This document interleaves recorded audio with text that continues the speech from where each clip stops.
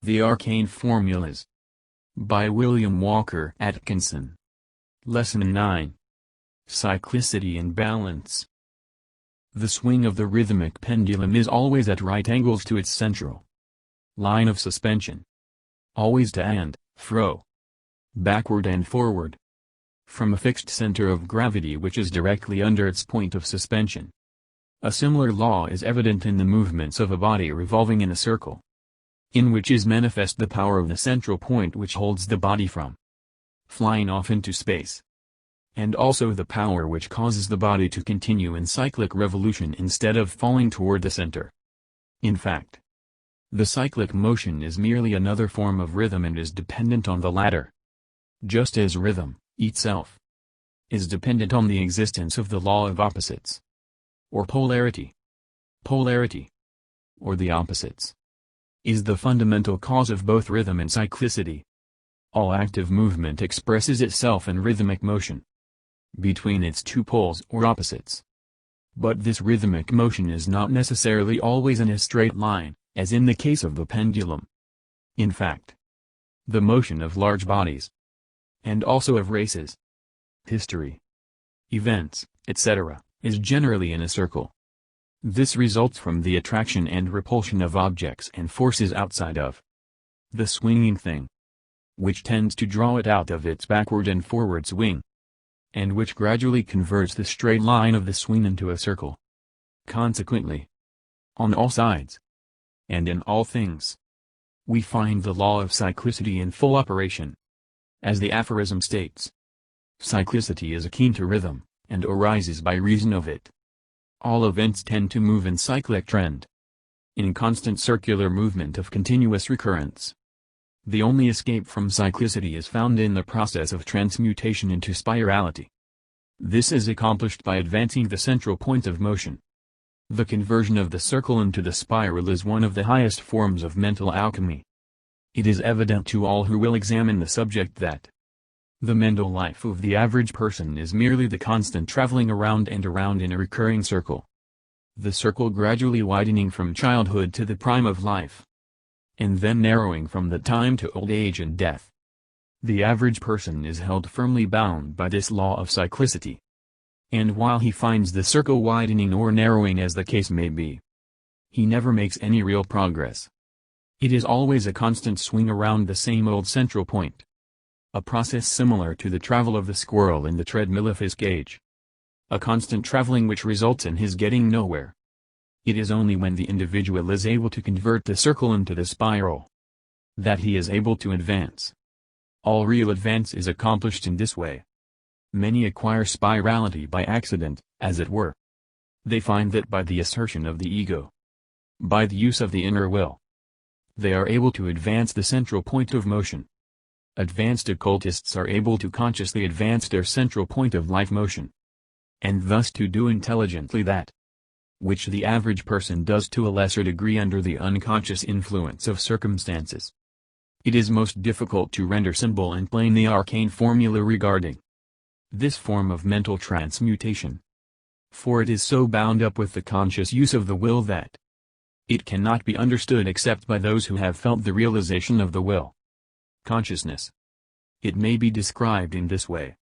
However, the average person merely desires to advance. This desire exerts more or less influence on the will. When, however, a person has learned to will, he is able to accomplish far more than he could by the mere power of plain desire. By his conscious will, he is able to project his ego a step or more in advance in the cosmic scale, and thus establish a new center of cyclic motion. By the increasing power which comes to him gradually by this conscious use of the will, the individual establishes a habit of spiralic progression which replaces the old simple cyclic movement. The neophyte, by cultivating the habit of constantly willing in advance at each circle, will find that though his life still maintains its circular movement, yet, at each return to a given point will he advance a little higher in scale and plane. Just as a traveler ascending a mountain must needs go around and around it, each time a little nearer the peak, so will the traveler along the path of attainment find that at each circling the old paths will be below him. The study of the succeeding chapters of this book will give the neophyte additional instruction and suggestions in the direction of the use of the visualizing power of the mind to bring about desired conditions. Visualization may be employed in this matter of converting the circle into the spiral, as well as in the minor matters of life. The distinguishing mark of the advanced occultist, or individual, who has found the real self, is poise or balance. This is always a mark of power, just as its opposite is always a mark of weakness. As the aphorism says, poise is power. Poise results from balance. Balance is secured by adjusting and maintaining the center between the pairs of opposites. By balanced poise the master neutralizes polarity and rhythm, by resolving them into unity. In the heart of the storm is peace. In the center of life there is poise and power. Seek it ever, O neophyte, for in it thou shalt find thyself. The old occult masters were wont to illustrate the balanced life of the advanced ego by the figure of the acrobat walking the tightrope, a feat which has descended to us from antiquity. They would picture the initiate traversing the razor-edge wire of life, balancing himself by the balancing pole of the opposites, now shifting the weight on one side, and now on the other. He is able to walk the path in safety, having the confidence of the awakened ego. He trusts to his own power and the use of the balancing pole. The untrained person attempting the feat would be home over by the pull of one emotion or feeling, or another, and would be dashed to ruin. But the balanced ego walks in confidence and safety, because of his mastery of the art of balance. Pitting one emotion against another, he neutralizes the one which threatens to pull him down. By mental alchemy or transmutation, he is able to transmit a dangerous pull into a part of his balancing process. His axiom is action and reaction are equal. And this principle he applies in all the emergencies and crises of life. He always manages to have a push or a pull to counteract a push or a pull in a different direction. And thus balance and poise is maintained. Balance and poise may be attained by entering into a realization of the real nature of the ego, that the ego is based and focalized in will, that the ego can and should always act from the plane and position of will, rather than from the plane and position of emotion and feeling.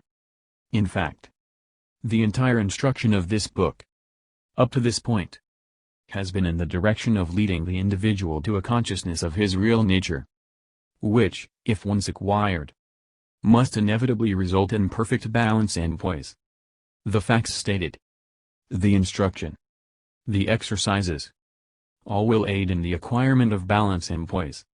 Toward this goal, all of our efforts have been directed. Balance results from mastery. Mastery results from knowledge and practice. You have been told the truth. Make it your own. Realize what you are. Practice the methods of the formulas. Then, and then only, will you enter into that consciousness of peace, poise, and power, which comes to him who hath acquired balance. As we have said in the Arcane teaching, O neophyte, in the center of life, shalt thou indeed find poise and power. In the heart of the storm, shalt thou find peace. In the center of the cosmos, shalt thou find thyself. He who finds the center of himself, finds the center of the cosmos. For, at the last, they are one.